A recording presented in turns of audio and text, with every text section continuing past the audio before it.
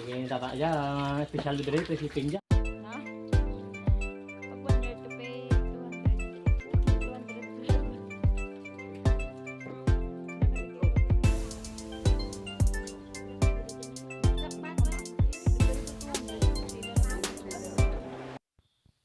So, good morning mga kapantat.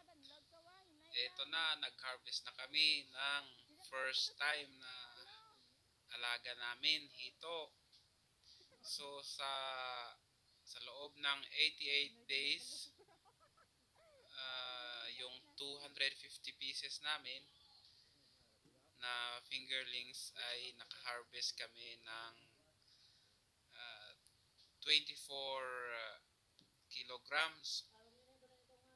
So, yung 24 na yon yung ang nabenta namin.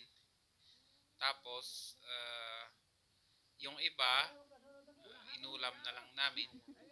Merong iba na maliliit, naiwan. Inilipat namin sa kabila. Isinama na lang namin sa kabila. So, okay na yon. Hindi na masama yun na first time. So, yun ay 250 piraso lamang dahil yun ay parang testing pa lang natin. Kumbaga, first time na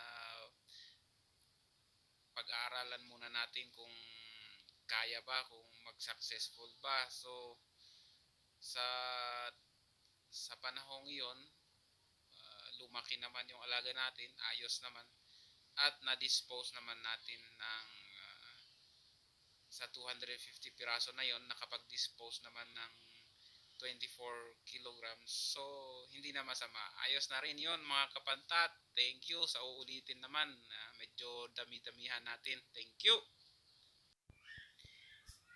At maraming salamat na rin sa mga nag-order, sa mga tumangkilik sa ating alagang pantat.